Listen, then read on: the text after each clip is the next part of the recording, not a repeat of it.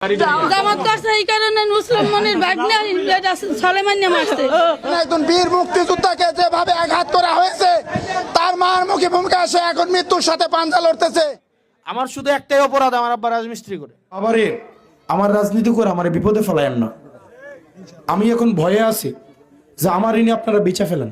অনুরোধ করে বলি, ফ্যাসিস্টদের রাস্তা ধরলে দেয়ালে পিঠ থেকে গেলে জনগণের উত্তাল তরঙ্গমালায় এমন ঢেউ হবে, সেই ঢেউতে ভেসে যেতে বাধ্য হবে।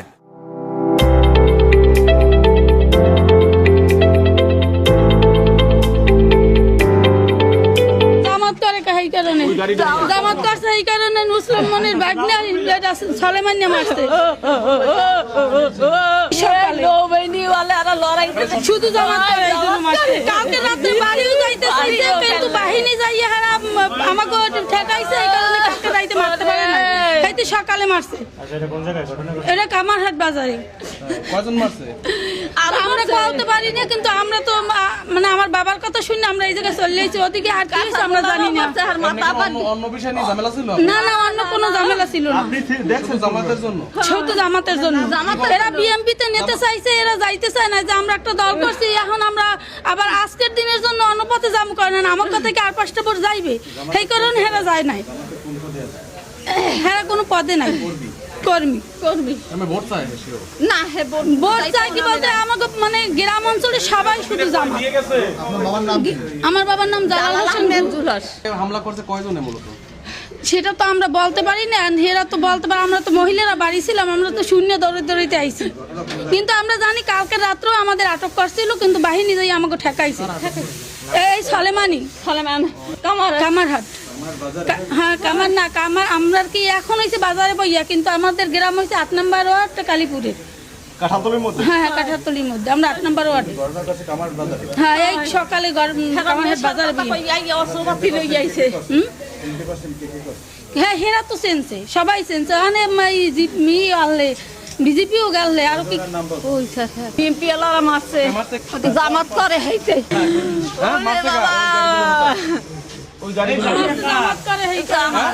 আমি জামাত করি, জামাতের কর্মী কেন, আমি কেন হ্যাঁ কথা শুনলাম না বিএনপির কথা, সেই জন্য আমি উড়ানে জানলা দিই। আমার 7 জন হলো মুখোশ বান্ধা আর 3-4 জন হলো মুখোশ খোলা। এই আমার ধরিয়েই আমার বউর ধরতে নেন আমার স্বামীরে, বউরে সিটে হালাই গেছে, আমার নিয়ে হুন্ডা উড়ে যাই, একটু গাইয়াই এনে হওয়াই লাইট আর স্টিক দিয়ে খালি। আমার নাম মিন্টু, জসিমুদ্দিন মিন্টু। আমি ওই বিএনপির কর্মী হিসাবে, ওই যে ওই জামাতের হ্যাঁ জামাতের কর্মী। ওই আমাদের ওই 4 নম্বর ওয়ার্ড, পশ্চিম সাইডে। কোন সময় ঘটছে ঘটনাটা? ওদের হাতে কি ছিল? ওদের হাতে কিছু ওই সব ওই 8টা ডিস্ট্রিক্ট। আমার বাসা হলো পৌরসভা 5 নম্বরে, আমার গ্রামের বাড়ি ওখানে। ওখানে ভোট দিতে গেছি, মানে ভোট দিতে যাবো কালকের, এই জন্য গেছি ওখানে। তো কামারহাটে যৌথ বাহিনী গেছে, এদের সাথে একটু দেখা করতে যাইতেছি। এই 4-5 জন লোক আমরা যাইতেছি, এরা পিছন থেকে ওই মানে হকেস্টিকের মতো পাইপ আছে, পাইপ নিয়ে উড়া দুরা বাড়ি আর বাড়ি, মানে ওই বিএমপির পোলাপান অর্থাৎ ওই ওইনের টিপু আছে, ওইদের একটা গ্যাং আছে, বা ওই ছবি শিকদার টিকদার আছে, এদের একটা গ্যাং। এই মিলে জিললে মানে উড়া দুরা বাড়ি বাইরে বেরিয়ে আমি শুয়ে পড়া অবস্থা, আমার পিঠে এই ঘাড়ে মাথা ফাটে গেছে, এই আডু মনে হয় এটা অবস্থা মানে ফাটে গেছে। মানে মুস্তাফিজুর রহমান। আমি বাংলাদেশ জামাত ইসলাম। জি, আমি বাংলাদেশ জামাত ইসলামের রোকন। না, আমরা তো সেরকমের কোনো হামলা আমাদের কিছুই নেই, আমাদের সাথে আমাদের হাতে কোনো কিছু সম্ভব। আমি বাংলাদেশ জামাত ইসলামের রোকন। জি করেছি না, অন্যায় নাই করেছি। আমরা নাই করার পক্ষে থেকে যদি অপরাধ হয় তাহলে এইভাবে না মানে আমাদের সাথে যুদ্ধ করার জন্য ঘোষণা দেন। আমরা রাজপথে নামতে চাই। প্রশাসনের মন্তব্য ভালো না। প্রশাসন আমরা 100 বার ফোন দিয়েছি, প্রশাসন এই কথায় আমাদের ফোন রিসিভ করে নাই। প্রশাসন আমাদের পক্ষে বিপক্ষে নিয়েছে অবস্থান।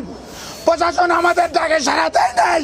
প্রশাসনকে আমরা শতবার ফোন দিয়েছি, প্রশাসন আমাদের কথা শুনে নাই।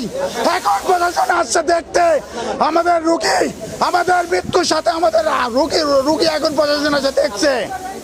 প্রশাসন আমাদের পক্ষে ভূমিকা নেই নেই। সম্মানিত সাংবাদিক ভাই ও বোনেরা, আমরা ভরাক্রান্ত হৃদয়ে জানাচ্ছি আমাদের পাবনা সদর উপজেলার হেমায়তপুর ইউনিয়নের 9 নম্বর ওয়ার্ড 9 নম্বর ওয়ার্ডের আমাদের ওই ভোট কেন্দ্রের পরিচালক বিশিষ্ট মুক্তিযোদ্ধা বীর মুক্তিযোদ্ধা শিবরামপুরের আমাদের রমজান ভাই, সে আমার ওই ওয়ার্ডের সভাপতি এবং সে নির্বাচনী এজেন্ট।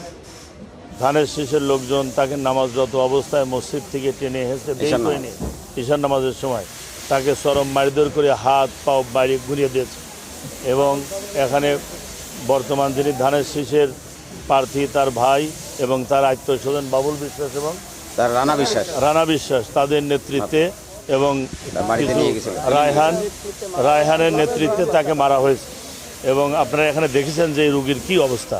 সামনে নির্বাচন, এই নির্বাচনে আমরা সুষ্ঠু নিরপেক্ষ নির্বাচন চাচ্ছি।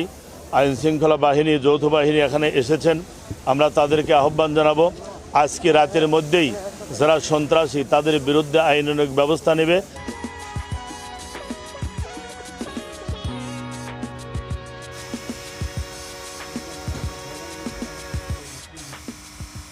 এবং বিশেষ করে রায়হান বাহিনী সহ এই ঘটনার সঙ্গে যারা জড়িত তাদেরকে মাদক সম্রাট রায়হান তাকে গ্রেপ্তার করবে।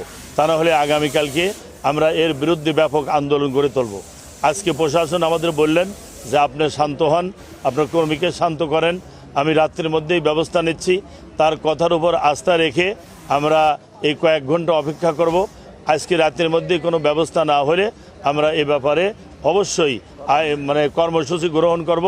এবং আপনাদের মাধ্যমে জানাতে চাই, পাবনায় তারা তাদের পরাজয় নিশ্চিত জানতে পেরে আমাদের নিয়মিতভাবে আমাদের ব্যানারগুলো কাটিয়ে দিচ্ছে, আমাদের ফেস্টুনগুলি কাটিয়ে দিচ্ছে, বড় বিলবোর্ড যেটা দেওয়া হয়েছে রাত্রিবেলা চুরি করা হচ্ছে, আমাদের এজেন্ট যারা তাদের বাড়িতে যা হুমকি দিচ্ছে, মহিলারা গ্রুপ বের হলেই তাদের উপর আক্রমণ করছে। তারা একেবারে নিশ্চিত পরাজয় জেনে তাদের কোনো সমর্থন নাই, ভোট নাই, এজন্য তারা শক্তির আশ্রয় নিয়েছে। এখানে আমরা আগামী 12 তারিখে অবাধ নিরপেক্ষ নির্বাচন করব। কোনো অপশক্তি, কোনো প্রতিরোধ, কোনো আক্রমণ, কোনো কিছুই আমাদের বিজয় ঠেকাতে পারবে না ইনশাআল্লাহ। আগামী দিনে সকল সন্ত্রাসীকে মোকাবেলা করেই ইনশাআল্লাহ এখানে দাঁড়িপাল্লা বিজয় হবে। সবাইকে ধন্যবাদ। সে মাদক ব্যবসা করে, আল্লাহ তার চেহারাই তো মাদকের মতো, ওই প্রশাসনে তার সাথে মাদক খায়। জামাতের নির্বাচন করে ওর বাড়ির পিছনে, এই জন্যই উদ্দোষ আমার চাচার দোষ।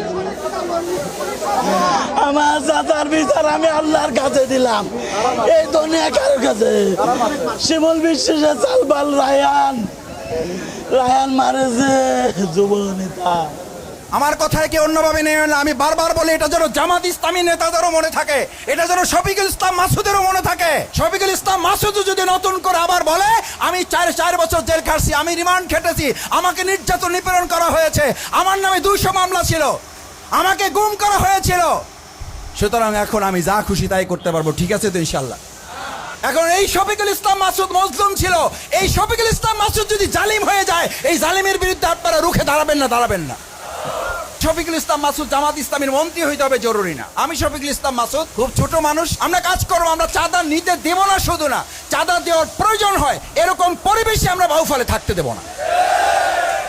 আলহামদুলিল্লাহ ইতিমধ্যে আমাদেরকে সাদাবাজরা আমাদেরকে শত্রু টার্গেট করছে না, করে না। মাসুদ ভাই আপনার সমর্থন কিন্তু কিছু কিছু জায়গায় কমতেছে, আমি বললাম কিছু কিছু জায়গায় কমবে। ভাই পুলিশকে কোনোদিন চোর ভোট দেবে? পুলিশ যদি দাঁড়ায় আর চোরকে যদি ভোট চাওয়া হয় যে পুলিশকে ভোট দেন, পুলিশকে চোর ভোট দেবে কোনোদিন? বাংলাদেশ জামাত ইসলামী চাঁদাবাজির বিরুদ্ধে কথা বলবে, তাতে 5টা ভোট যদি কমে তাতে কি জামাত ইসলামীর কোনো ক্ষতি হবে? আমাকে কেউ কেউ মেসেজ দেন, কয় মাসুদ ভাই চাঁদাবাজির বিরুদ্ধে এখন আপাতত ভোটের আগ পর্যন্ত কথা না বললে হয় না, দখলদারের বিরুদ্ধে আপাতত কথা না বললে হয় না। আচ্ছা আজকে আপনাদেরকে জিজ্ঞেস করি ব্যবসায়ী ভাইদের, তাহলে কথা বলা আমরা বন্ধ করে দিলাম আপাতত? না, একটু বন্ধ করে দিই, কারণ আমাদের এমপি হওয়া লাগবে ভাই, আমাদের এমপি হওয়া লাগবে একটু। ভাই আপনাকে খুব পছন্দ করি, দল হিসাবে না ব্যক্তি হিসাবে আপনাকে খুব পছন্দ করি, একটু ভাই কথা যা বলেন আলহামদুলিল্লাহ খুবই ভালো লাগে, আমি শুনি না শুধু, আমার বউ শুদ্ধা শুনে, কিন্তু ওই যে একটু টুকটাক বলেন ওগুলো বোধহয় আপাতত একটু না বললে আপনার ভোটটা ঠিক থাকে। প্রিয় নবী মুহাম্মদুর রাসূলুল্লাহ সাল্লাল্লাহু আলাইহি সাল্লাম আল্লাহর দিন বিজয়ের কথা যতক্ষণ না বলেছেন ততক্ষণ সবাই মিলে তাকে আলামিন উপাধি দিয়েছে, যতক্ষণ ইসলাম বিজয়ের কথা বলেছেন তখন ওই লোকেরাই তাকে পাথর মেরেছে। তাতে কি রাসূল সাল্লাল্লাহু আলাইহি সাল্লামের ক্ষতি হয়েছে? তাতে কি ইসলাম বিজয়ের কাজ বন্ধ হয়েছে না বিজয় হয়েছে? বিজয় হবে বাহুফলেরা, গোটা বাংলাদেশে ইসলাম বিজয় হবে, ব্যবসায়ীদের সুরক্ষা হবে ইনশাআল্লাহ। কথায় কথায় ওসি কে ফোন করা, কথায় কথায় ডিসি কে ফোন করা, কথায় কথায় এসপি কে ফোন করা, এটা কোনো রাষ্ট্রের সমাধান না। রাষ্ট্রের সমস্যার সমাধান হচ্ছে আপনি যেখানে ব্যবসা করেন সেখানে জনমতটা এমনভাবে গড়ে তুলবেন, ওখানে চাঁদা চাওয়া তো দূরের কথা, চাঁদা চাওয়ার উচ্চারণ করার আগেই যেন সে ভয় অস্থির হয়ে যায়। আমরা একটা কথা এখন মাঝে মধ্যে বলি যে চাঁদা দেন, চাঁদা না এলে জীবন শেষ। পাথর দিয়ে মারা হয়েছে না? এই পাথর দিয়ে মারার নতুন ইতিহাস এটা পৃথিবীতে হয় না, এটা আরো আগে জাহিলি যুগে এটা ছিল। তো এই জাহিলি যুগের ঘটনা হঠাৎ এই মানুষের যুগে, শিক্ষিত সমাজের যুগে এটা ঘটছে কেন? তো চাঁদা না চাইলে আমরা বলি চাঁদা চান, নাহলে চাঁদা না দিলে জীবন শেষ। আর আমরা এখন উল্টাই বলতে চাই চাঁদা চাইলে জীবন শেষ। এটা ব্যবসায়ীদের আপনাদের বলতে হবে, এটা ওসি সিদ্ধান্ত নিলে। এটা একটা থানার ওসি, আমি ওসির পক্ষ হয়ে বলছি না, আমি ওসির দ্বারস্থ হতে চাই না, আমি ডিসির দ্বারস্থ হতে চাই না, আমি এসপির দ্বারস্থ হবে, কারণ আমি তো একজন নাগরিক, আমার সুরক্ষা দেওয়ার দায়িত্ব তাদের, আপনার সুরক্ষা দেওয়ার দায়িত্ব তাদের। কথায় কথায় তাদের কাছে গিয়ে ধর্ণা ধরতে হবে কেন? বরং আপনি এমন পরিবেশ তৈরি করেন সেখানে চাঁদার কোনো পরিস্থিতি কেউ তৈরি করার সাহস করতে পারবে না। প্রিয়নবী মুহাম্মদুর রাসূলুল্লাহ সাল্লাল্লাহু আলাইহি ওয়াসাল্লাম এমন পরিবেশ তৈরি করতে পারছেন না, পারেন নাই। সেটা কি ইসলাম দিয়ে হয়েছে না মানুষের তৈরি করা মতবাদ দিয়ে হয়েছে? আমাদের জামাত ইসলামের কথা এইটুকু ভাই, মাসুদের হাত শক্তিশালী করে, ইসহাক সাহেবের হাত শক্তিশালী করে খুব লাভ হবে না। আমাদের হাত দুর্বলও নাই, শক্তিশালী আরও করার কায়দাও নাই। কায়দাটা হচ্ছে ইসলাম যতদিন পর্যন্ত না আসবে এরকম শক্তিশালী অনেক হাত এই কালাইয়াতে জন্ম নিছে, এর আগে না নেয় নাই। কি হয়েছে তাতে? ব্যক্তি এবং পরিবার আর সর্বোচ্চ দলের কিছু লোক লাভবান হয়েছে, সামগ্রিকভাবে আমাদের এই ব্যবসায়ী সমাজের কোনো লাভ। আমি চ্যালেঞ্জ দিয়ে বলি, শফিকুল ইসলাম মাসুদের হাত শক্তিশালী করবেন, ওই মাসুদ এবং জামাতের কিছু লাভ হবে, আর ইসলামকে প্রতিষ্ঠার সিদ্ধান্ত নেবেন, গোটা সমাজ সেখানে লাভবান হবে।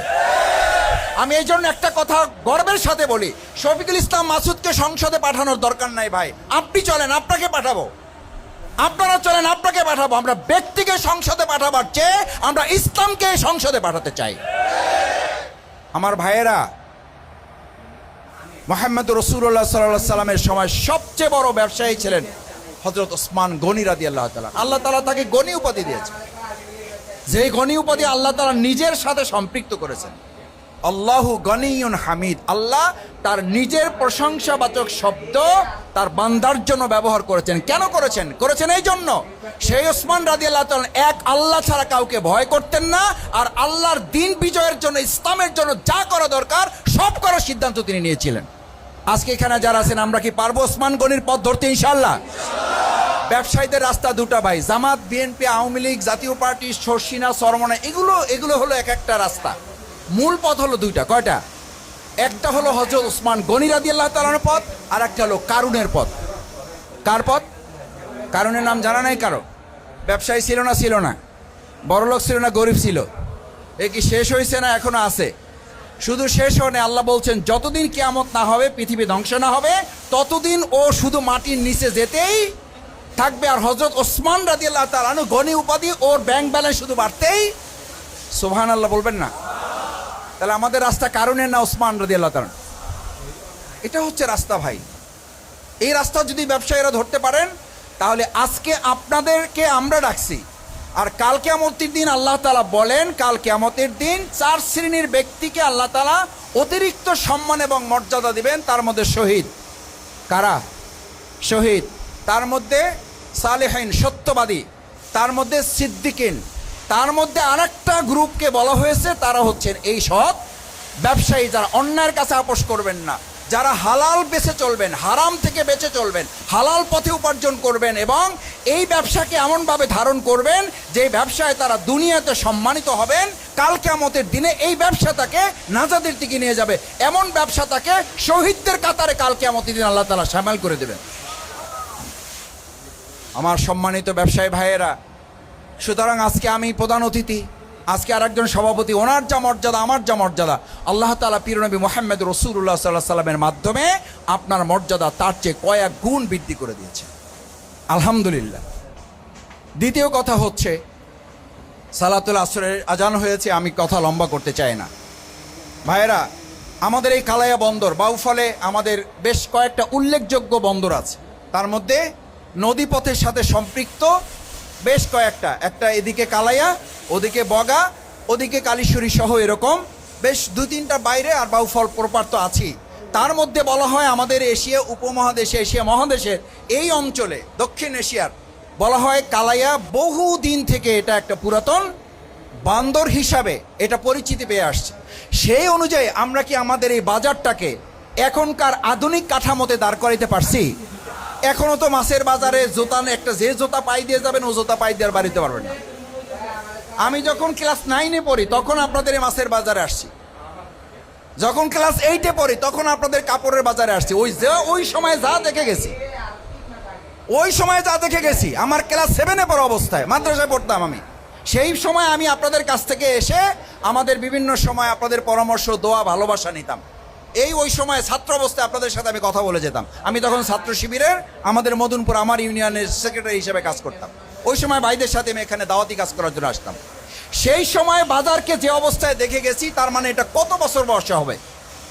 এটা হবে আমার, ধরেন আমি তখন 1990 সালের কথা, তার মানে কত বছর? প্রায় 35 বছর। 35 বছরে আমাদের কত এমপি, মন্ত্রী, আমরা হুইপ টুইপ কত কিছু করলাম, তাদের কারো কত লোকের কত ভাগ্যের পরিবর্তন হলো, অথবা আমাদের এই বাজারের কোনো পরিবর্তন। আমি 1 নম্বর আপনাদের কথা দিচ্ছি, বাউফলের প্রথম এই বাউফলের চেহারা পরিবর্তনের জন্য প্রথম এই বাজারের চেহারা পরিবর্তন দিয়ে আমরা কাজ শুরু করব। আমি ইতিমধ্যে কথা বলেছি যে আপনাদের বাজারের প্রত্যেকের স্তর ভিত্তিক, যেখানে মাছের আছে, কাপড়ের আছে, অন্যান্য চালের, ধানের আড়ত, গরু ছাগলের বাজারে যান, কোনো বাজারে আপনি জুতা তো খালি পায়ে আপনি যাই আসতে পারবেন না ঠিক মতো। মুরব্বীরা তো ভয়ে ঢোকে না, যাদের বয়স 50, 60, 70-এর উপরে বলে যে মাসুদ ভাই ওখানে গেলে আর ফিরে আসার কোনো সম্ভাবনা নেই। এটা কোনো কথা হলো? এটা কোনো ভাগ্য হলো? এটা কোনো পরিবর্তন হলো? এটা কোনো একটা দেশ জাতি, একটা শিক্ষিত অঞ্চল, এটা বাউফলের চেহারার কোনো পরিবর্তনের কথা হলো? আমরা কালাইয়া দিয়ে বাউফলকে পরিবর্তন শুধু নয়, গোটা বাংলাদেশ এই বাজারকে আমরা একটা উন্নত আধুনিক মডেল বাজার হিসেবে এটা আমরা তুলে ধরবো। আমরা কি আপনাদের পাশে সহযোগিতা পাবো ইনশাআল্লাহ? এতক্ষণ ওনরা আপনাদেরকে সহযোগিতা করার কথা বলছে, আর আমি এখন আপনাদের কাছে সহযোগিতা চাচ্ছি। আমরা আপনাদের কি সহযোগিতা করব? সহযোগিতা আপনারা আমাদের করবেন, যেন আমরা এই কাজগুলা করতে পারি। এখানে নদী বন্দর আছে, এই নদী বন্দরটাকে যদি একটু আধুনিক করে ঢেলে সাজানো যায়, এখান থেকে শুধুমাত্র বাউফল কিংবা এই অঞ্চলের না, গোটা বাংলাদেশের খাদ্য সরবরাহের একটা গুরুত্বপূর্ণ টার্নিং পয়েন্ট হিসেবে এটাকে উপস্থাপন করা সম্ভব, এবং আমরা এটা করবো ইনশাআল্লাহ। এভাবে আমাদের যতগুলো ব্যবস্থাপনা আছে, আমি আপনাদেরকে কথা দিচ্ছি না, শুধু এগুলো কাজ করবো আমরা কাজ করে প্রমাণ দেবো। এইটার জন্য আমার এমপি হইতে হবে জরুরি না, এইটার জন্য শফিকুল ইসলাম মাসুদ জামাত ইসলামীর মন্ত্রী হইতে হবে জরুরি না। আমি শফিকুল ইসলাম মাসুদ খুব ছোট মানুষ, কিন্তু একটা অহংকার করে কথা বলি, আল্লাহ মাফ করুন। ওই যে এসাক ভাই, তার ছাত্র হিসাবে আমি তার ছাত্র, আমি তার মাদ্রাসায় পড়েছি, ছাত্র হিসাবে হয়তো একটু আমাকে স্নেহ করে কথা বলেছেন। আমাদের হাত লম্বা না, কিন্তু আমাদের আন্তরিকতার রাস্তাটা অনেক লম্বা। আমরা দরদ দিয়ে কাজ করি, আমরা ভালোবাসা নিই, আমরা জনগণের, আমরা ব্যবসা বান্ধব হয়ে আমরা কাজ করবো। আমরা চাঁদা নিতে দেব না, শুধু না, চাঁদা দেওয়ার প্রয়োজন হয় এরকম পরিবেশে আমরা বাউফলে থাকতে দেব না।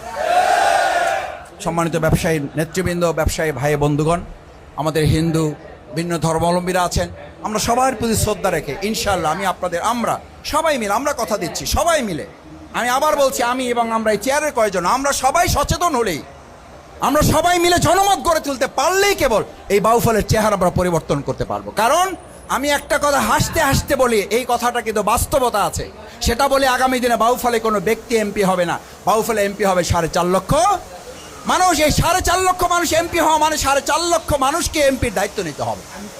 4.5 লক্ষ মানুষ যখন এমপির দায়িত্ব নেবে, কখন কোনো চোট, বাটপার, খুনি, রাহাজানি, সন্ত্রাসী এই বাউফলে জায়গা করে নিতে পারবে না। অথচ এই যে একটু আগে আপনাদের ব্যবসা, বড় ব্যবসা করেন, ওনার তো একটা ছোট দোকান নিয়ে উনি বসে, সেই লোকটাকে বলেছে আপনি অমুক দল করেন, জামাত করেন, জামাত থেকে আমাদের দলে চলে আসে। ভাই, এই বাংলাদেশে একটা দল করার অধিকার কোনো মানুষের আছে না নাই? উনি তো একটা ছোট্ট ব্যবসা করে, ওনাকে বলা হয়েছে আপনার দোকান উড়াই দেওয়া হবে, আপনার দোকান ঘুরাই দেওয়া হবে। এই কথা তো আওয়ামী ফ্যাসিস্টরা বলেছিল, তারা দেশ ত্যাগ করতে বাধ্য হয়েছে। নতুন ফ্যাসিস্ট জন্ম হলে তাদেরকেও দেশ থেকে বাধ্য করা হবে। আল্লাহর রাস্তে ফ্যাসিস্টদের রাস্তা কেউ ধরবেন না। অনুরোধ করে বলি, ফ্যাসিস্টদের রাস্তা ধরলে দেয়ালে পিঠ থেকে গেলে জনগণের উত্তাল তরঙ্গ মালায় এমন ঢেউ হবে, সেই ঢেউতে ভেসে যেতে বাধ্য হবেন। আমরা কিন্তু নদী এলাকার মানুষ, বাউফল কি এলাকার মানুষ? আমরা এই নদী এলাকায় সাঁতারও করতে জানি, আবার আমাদের ট্রলারও কিন্তু এই সাঁতারের ঢেউ ভাসাইয়ে নিয়ে চলে যায়। দুটার অভিজ্ঞতা আমাদের আছে না নাই? তাহলে আপনি কাকে ছাড় দিবেন? তাহলে আমরা নতুন পরিস্থিতি নিয়ে আসলাম কেন? তাহলে বাউফলে আমাদের 7টার সন্তান শহীদ হলো কেন? তাহলে আমাদের 200-র অধিক ভাইরা আহত পঙ্গুত্ব বরণ করলো কেন? আমাদের এই তরুণ যুবকেরা জীবন দেওয়ার জন্য এরকম বুক পেতে দিয়ে কেন বলেছিল বুকের ভিতর তুমুল জ্বর, যতবারও গুলি কর? কেন বলেছিল এই কথা? এই কথাকে এই জন্য বলেছিল যে আজকে একজন দোকানদারকে ধরে, মুরব্বী দাড়ি পাকা মানুষ, তাকে নাকে বুকে তাকে ঘুষি দেওয়া হবে। আমি যুবদল করি, এই কথা বলেই তাকে অত্যাচার করা হবে। আপনি জামাত ছাড়েন, বিএনপিতে আসেন, না হলে আপনাকে এখানে থাকতে দেওয়া হবে না, দোকান ঘুরে দেওয়া হবে। এটা কি কোনো দলের কথা না ফ্যাসিস্টের কথা? আমি বলে এসেছি, আপনার দলের চেয়ারপারসন, আপনার দলের ভারপ্রাপ্ত চেয়ারম্যান জনাব তারেক রহমান এই কথা আপনাদেরকে বলেছে।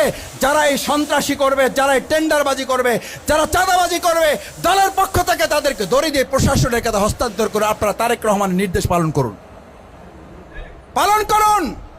আর যদি এই নির্দেশ বাউফলে পালিত না হয়, তাহলে আমরা ধরে নেব আপনাদের নেতৃবৃন্দের কথার সাথে আপনাদের তৃণমূলের নেতাদের কাজের কোনো কথার কোনো মিল নাই। আপনারা শুধু কথার কথা বলেন। আসুন, একজন গাড়িওয়ালা ব্যবসায়ীকে যদি আপনারা সুরক্ষা দিতে না পারেন, তাহলে এত বড় বড় সুন্দর ব্যবসায়ী নেতৃবৃন্দকে আপনারা কিভাবে সুরক্ষা দিবেন? কিভাবে আমরা তাদেরকে দেশ গঠনে অর্থনৈতিক কারিগর হিসেবে তাদেরকে আমরা তুলে ধরবো? আপনারা তো অর্থনীতির কারিগর, আপনারা অর্থনীতির মাস্টার মাইন্ড, আপনারা অর্থনীতির সুপ্রিয়র, আপনারা অর্থনীতির পায়োনিয়ার, আপনারা অর্থনীতির একটা পিলার। আপনাদেরকে সম্মান করা, আপনাদেরকে ইজ্জত করা, আপনাদেরকে সযত্নে লালন পালন করার জন্য যা করা দরকার বাংলাদেশ জামাত ইসলামী আমাদের পাশে থেকে করবে ইনশাআল্লাহ। আসুন, কালাইয়াতে শুধু নয়, গোটা বাংলাদেশে শুধু নয়, গোটা বিশ্বে কালাইয়া বন্দরের যে ঐতিহ্য, কালাইয়া বন্দরের যে সুনাম, কালাইয়া বন্দরের যে খ্যাতি, এই খ্যাতি ধরে রাখার নয়, এটাকে আরো কয়েক ধাপ সামনের দিকে এগিয়ে নেওয়ার জন্য আপনারা ভূমিকা পালন করবেন ইনশাআল্লাহ। সেই সাথে আপনাদের একজন ছোট ভাই হিসাবে, আপনাদের একজন সন্তান হিসাবে আমরা আপনাদের পাশে থেকে কাজ করব, সেই প্রত্যাশা ব্যক্ত করে আপনারা কষ্ট করে সময় দিয়ে আমাদের সাথে ছিলেন। আল্লাহ তাআলা আপনাদের সম্মানিত করুন, মর্যাদাবান করুন, আপনাদের আয় রোজগার আল্লাহ তাআলা বরকত দান করুন, দুনিয়ার সমস্ত বালা মুসিবত থেকে আল্লাহ হেফাজত করে আপনাদের এই ব্যবসাকে শুধু দুনিয়া নয়, কাল কিয়ামতের দিনে নাজাতের উসিলা হিসেবে কবুল করুন। আসসালামু আলাইকুম ওয়া রাহমাতুল্লাহি ওয়া বারাকাতুহু। আবারে আমার রাজনীতি করে আমার বিপদে ফেলায়েন না। আমি এখন ভয়ে আছি যে আমার ঋণী আপনারা বেচা ফেলেন, আমার ঋণী বেচা ফেলেন, আমি কিন্তু ভয়ে আছি, আমি শঙ্কায় আছি। এটা কিন্তু করিয়েন না ভাই, আল্লাহর কসম আমি আপনার দায়িত্ব নিব না। একটা বিষয় খুবই স্পষ্ট করে বলে দিয়েছি, আমরা একদল গেছে আরেক দল আসছে। আবার আপনারা এটা ভাইবেন না বাগুর বাজার এতদিন যারা চাঁদাবাজি করার চেষ্টা করছে তারা করতে পারবে না, কিন্তু আমরা করব, এটা কিন্তু ভাইবেন না। আপনি যদি মনে করেন আমার রাজনীতি করবেন, আমার ভোট করতেছেন বলে বাগুর বাজারটা এতদিন একতারা খাইছে, এখন আপনি খাইবেন, তাহলে আপনি কিন্তু ভুল করতেছেন, কোন আপনারও ছাড় পাবেন না। এই ধান্দা বাদ দিতে হবে, নাম্বার 1। নাম্বার 2, রাজনীতি কোনো সময় পেশা না, রাজনীতি কোনো পেশা না।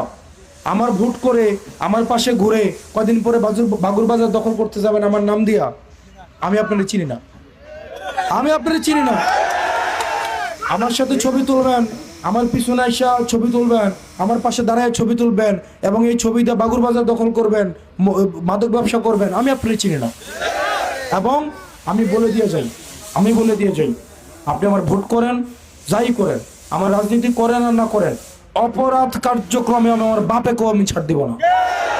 সুতরাং আমরা চাঁদাবাজের পরিবর্তনের সাথে সাথে আমরা চাঁদাবাজিরই পরিবর্তন চাই। বাগুরবাজার সিএনজি স্টেশনের যারা আছে, আপনারা যারা সিএনজি চালান, আপনারা যারা দোকানগুলোতে খান, এটা কর্ম করে খান, আপনার পরিবারটা চালান না, নিয়ম শৃঙ্খলার মধ্যে এটা চলবে, পরিবারের টাকা যাবে, এইখানে কোনো রাজনীতিবিদদের পকেটে টাকা যাবে না। প্রশাসন যেই টাকা স্টেশন থেকে বৈধভাবে পায়, এটা প্রশাসনের সাথে আপনার সম্পর্ক, আমাদের সাথে কোনো সম্পর্ক নেই। বোঝা গেছে? বোঝা গেছে? আপনি যদি এই ধান্দা এখানে ঘুরেন, ভাই স্পষ্ট কথা, আমি রাজনীতি করে আমার সম্মান নষ্ট করবো না। আমি আপনার কাছে সারা দেবিদ্বারের মানুষ আল্লাহ সাক্ষী, একটা ব্যক্তি এখানে এসে বলতে পারবে না তার কাছে কোনোদিন 100 টাকা নিছে। এই যে নির্বাচন হইতেছে, কেউ বলতে পারবেন যে কারো কাছে 100 টাকা আমি চাইছি? কারো ফোন দিয়ে বলছে যে 5 লাখ টাকা নিয়ে আসো, অন্যরা বলছে যে 5 লাখ 5L বলে নাই, 5 লাখ করতে গিয়ে নিজে হ্যাক হয়ে গেছে। আমাদের প্রয়োজন নাই ভাই, আল্লাহ আমাদের রিজিকের উত্তম ব্যবস্থা করে রাখছে, হালাল ইনকাম করে চলি, বিলাসী জীবনযাপন করি না, যা আছে তা দিয়ে ভাত খাবো। বাপ রাজমিস্ত্রি করে সৎ ইনকাম করে মাথার ঘাম পায়ে ফেলে আমাদেরকে বড় করছে। সুতরাং আমার বাপ শ্রমজীবী মানুষ, কষ্ট আমরা বুঝি, আমরা কষ্ট করে বড় হয়েছি, ইউনিভার্সিটিতে আমরা পড়াশোনার কষ্ট দেখছি, আমরা সরকারের টাকায় পড়াশোনা করছি, সরকার বছরের পর বছর লক্ষ লক্ষ টাকা খরচ করে আমাদেরকে পড়াশোনা করাইছে। এই টাকা কারা দিছিলেন? জনগণের টাকা না? এখন সময় আসছে জনগণের এই টাকা ফেরত দেওয়ার। ঠিক আছে বাবারে, আমার রাজনীতি করে আমার বিপদে ফেলায়েন না। আমি এখন ভয়ে আছি যে আমার ঋণে আপনারা বেচা ফেলেন, আমি কিন্তু ভয়ে আছি, আমি শঙ্কায় আছি। এটা কিন্তু করিয়েন না ভাই, আল্লাহর কসম আমি আপনার দায়িত্ব নিব না, দায়িত্ব নিবই না। চলেন আমরা একসাথে স্বার্থের ঊর্ধ্বে ওঠে আমরা দেবিদ্বারটাকে সুন্দর করি। আমার শুধু একটাই অপরাধ, আমার আব্বা রাজমিস্ত্রি করে। এইটার জন্য দেখবেন মানে আমার দেখেন আমি কি আল্লাহর, আমি কি সিলেক্ট করে হইছি? আমার আব্বা কি চুরি করছে কারো কাছ থেকে? আমার আব্বার কাছ থেকে কেউ 100 টাকা পায়? কেউ টাকা পায়? নিজের কর্ম করে নিজে খায়। এটা আমার একটা অপরাধ, আমার আব্বা রাজমিস্ত্রি করে। তো এটা দেখবেন বিভিন্ন জায়গায় অনেকে লিখবে, এই বেটা এত কথা কস, তোর আব্বা তো রাজমিস্ত্রি কাজ করে। আরে বেটা, তোর আব্বা যত বড় জমিদার হোক না কেন, কিন্তু ব্যাংক থেকে তো লক্ষ লক্ষ কোটি টাকা মাইরা বিদেশে পাচার করে নাই? করছে? কর্ম করে খাওয়া ভালো না চুরি করে জমিদারি করা ভালো? কর্ম কইরা বাজার থেকে শেষ বাজারের খরচ খাওয়া বেশি সম্মানের, ঋণ কইরা আরেকজনের ব্যাংক থেকে ডাকাতি করে জমিদারি চলার থেকে। ঠিক কিনা? আমরা চাই দেবিদ্বারটাকে একটা সুন্দর করে পুনর্গঠন করার জন্য, শিক্ষা ব্যবস্থা উন্নত করার জন্য, এবার নির্বাচনের জন্য। গত বছর আমরা একটা প্রোগ্রাম করছিলাম না, স্টুডেন্ট ফেস্ট করছিলাম না? পুরো বাংলাদেশের মধ্যে এটা একটা নাম্বার 1 একটা প্রোগ্রাম ছিল। বাচ্চারা বিভিন্ন তাদের নিজেদের যেই মেধা, ক্রিয়েটিভিটি, এগুলাকে এক্সপ্লোর করার সুযোগ পায় নাই? আপনারা গেছিলেন কিনা? এখানে দেখছেন না বিভিন্ন স্টল আছে, নিজেদের ক্রিয়েটিভিটি এক্সপ্লোর করার আছে না? আমরা আপনাদেরকে কথা দিতেছি, আমরা যেহেতু শিক্ষা নিয়ে কাজ করছি, আমি পড়াই 2017 সাল থেকে আমি পড়াই 10 মিনিট স্কুল, ACS, তারপরে বাংলাদেশের যে অ্যাডটেক প্ল্যাটফর্মগুলো আছে, এই প্ল্যাটফর্মগুলোর সাথে আমার কাজ করা। 10 মিনিটসের সাথে আমার সরাসরি কাজ হয় নাই, কিন্তু 10 মিনিটসের ইনস্ট্রাক্টর যারা আছে তাদের সাথে আমার দীর্ঘদিনের কাজ করার অভিজ্ঞতা আছে, আমার নিজের প্রতিষ্ঠান আছে। আমার চিন্তা হচ্ছে একদম 2টা ক্ষেত্রে দেবিদ্বারকে একটা বাংলাদেশের সামনে উদাহরণ হিসেবে তৈরি করা।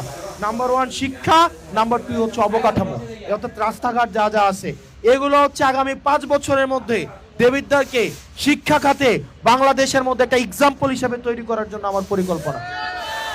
দেবিদ্বারের ছেলেমেয়েরা ঠিকই কিন্তু পার্শ্ববর্তী বুড়িচং গিয়ে পড়াশোনা করে না? রাস্তায় গিয়ে 50 টাকা ভাড়া দিয়ে পড়াশোনা করে না? দেবিদ্বারের কলেজ আছে অথচ 30% পাস করে না। কলেজটা এই জায়গায়, ভবন কত সুন্দর সুন্দর বড় বড় ভবন, এবং এখানে টিচাররা হচ্ছে বাংলাদেশে BCS দিয়ে এখানে টিচাররা আসে না? কিন্তু দেখেন এখানে আবার একটা মহিলা কলেজ আছে, খুব ভালো একটা কলেজ, কিন্তু দিন শেষে পাশের হার কত? 34%, 30%, এরকম না? আমরা চাই একটা কালচারের মধ্য দিয়ে এটার একটা পরিবর্তন হওয়া উচিত। আপনি যদি দেখে আপনার ছেলে আশেপাশের পোলাপাইন পড়াশোনায় মনোযোগী না, আশেপাশের পোলাপাইন হচ্ছে মোবাইলে এডিক্টেড, এখানে গ্যাং কালচার গড়ে উঠছে, সে জীবনে পড়াশোনায় মনোযোগ দিবে না। আমরা আপনাদেরকে কথা দিচ্ছি, আমরা যেহেতু মধ্যবিত্ত শ্রেণী থেকে উঠে আসছি, আমরা জানি মধ্যবিত্ত শ্রেণীর যে প্রয়োজন, যে চাহিদা, যে সংকট, যে সমস্যা, এবং একই সাথে এগুলার যেহেতু আমাদেরকে জীবনে আটকাই ফেলে নাই, এগুলার সমাধান করে যেহেতু আমরা জীবনে বড় হয়েছি, আমরা এটাও জানি সমাধানের পথটা কোথায়। যেহেতু আমরা একটা ক্রাইসিসের মধ্য দিয়ে বড় হয়েছি, কিন্তু এগুলো আমাদেরকে জীবনে আটকায় রাখতে পারে নাই, আমরা এগুলাকে সমাধান করে বড় হয়েছি। সুতরাং আশা করি এই সমাধানগুলোকে নিয়েই আমরা দেবিদ্বারকে সুন্দর করে সাজাবো। আপনারা আমাকে হেল্প করবেন না? হেল্প করবেন তো আন্টিরা? আন্টিরা হেল্প করবেন তো? আপনাদেরকে একটা কাজ দিব আজকে, করবেন আমার জন্য? অনেকে আমাকে টাকা দিছে, আজকে দেখলাম একজন টাকা দিছে, বিদেশ থেকে অনেকে টাকা পাঠাইছে। এটা আমার জন্য কিন্তু একটা ঋণ, দায়। এই দায় কি তাকে টাকা দিয়ে আমি পরিশোধ করব? এটা কি সম্ভব? এই দায় হচ্ছে আমাকে সৎ থেকে পরিশোধ করতে হবে। আমাকে হয়তো অন্যায়ভাবে একজন প্রস্তাব দেবে, এই প্রস্তাবটা প্রত্যাখ্যানের মধ্য দিয়ে ওনার এই ঋণটাকে আমার পরিশোধ করতে হবে। যেই লোক আজকে টাকা দিয়ে গেছে উনি আমার কাছে কখনোই বিনিময়ের জন্য আসবে না, কিন্তু উনি আমার বিনিময়টা চায় যেন আমি আমার কার্যক্রমের মধ্য দিয়ে সৎ থাকি এবং দেবিদ্যারটাকে সমৃদ্ধ করি। তাই তো আপনাদের কাছ থেকে আমি একটা সহায়তা চাই। আপনারা আগামীকাল থেকে, সম্ভব হলে আজকে থেকে, প্রত্যেক দিন অন্তত 10টা ভোট আপনারা কালেক্ট করবেন। কয়টা? কয়টা? তারা করতো না, করবেন, করতেন না, মন খারাপ। কয়টা? কয়টা? প্রত্যেক দিন অন্তত 10টা। আপনারা বাজারে যান না? তারা অনেক চুপ হয়ে গেল। আপনারা বাজারে যান তো, অফিস আদালতে যান তো, কর্ম করে খান তো, বিভিন্ন জায়গায় যাওয়া আসা আছে না, আত্মীয় স্বজন আছে না, কারো বাপের বাড়ি আছে, শ্বশুর বাড়ি আছে না? প্রত্যেক দিন কয়টা করে ভোট? কয়টা করে ভোট? 10টা করে ভোট প্রত্যেক দিন আপনারা প্রয়োজনে পায়ে ধরবেন, প্রয়োজনে হাতেও ধরবেন, একবার করে বুঝাবেন। আমি ভোটিং সিস্টেমটাকে মনে করি একটা পরীক্ষা। পরীক্ষাটা যেমন আমরা কি পরীক্ষাকে একবার পড়ে দিয়ে দেই? যারা ভালো ছাত্র, পরীক্ষায় ভালো করতে চায়, তারা পরীক্ষাকে কয়েকবার বইটাকে কয়েকবার রিভিশন দেয়, দেয় না? আপনার কাজ হচ্ছে আগামী 5 দিনের মধ্যে আপনার কেন্দ্রে যতগুলা ভোটার আছে তাদের সবার কাছে একবার করে যাবেন, ঠিক আছে? গেলে আপনারা মনোভাবটা বুঝবেন, কার কোন দিকে মনোভাব। ঠিক বইটা একবার পড়ার পরে যখন আমরা বুঝি কোন চ্যাপ্টারটা কঠিন, কোন চ্যাপ্টার সহজ, এটা একবার পড়লে আমরা বুঝি না? দ্বিতীয়বার আপনারা আবার, যারা অলরেডি সিদ্ধান্ত নিছে আমাদেরকে ভোট দিবে না, তাদের কাছে আবার যাবেন, ঠিক আছে? আর যারা আমাদেরকে ভোট দিবে তাদেরকে ফোন দিবেন। পারবেন না? পারবেন কিনা? এবার মন চুপ হয়েছে, তারা সিদ্ধান্ত নিছে, কথা কইতামই না, যাবেন কিনা? এরপরে আবার ভোটের আগে 5 দিন আগে আবার তাদের বাড়িতে যাবেন, আবার ভোটের 2 দিন আগে যাবেন। যাইতে পারবেন কিনা? পারবেন কিনা? আর মোবাইল তো আছেই, মোবাইল আছে না? প্রত্যেকদিন কয়জন করে? কয়জন করে? এখানে যদি 400 মানুষ থাকে, প্রত্যেকদিন যদি 10 জন করে ভোট ম্যানেজ করে, তাহলে ভোট হবে কয়টা? 4000। কয়টা?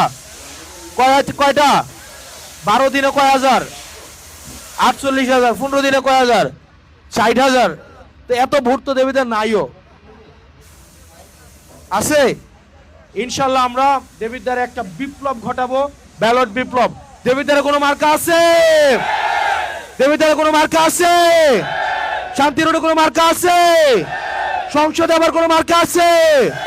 ওই সেই মার্কা, হাতের তালে মুখে বলে, হাতের তালে মুখে বলে, সংসদে সংস্কারে ইনকিলাব, ইনকিলাব।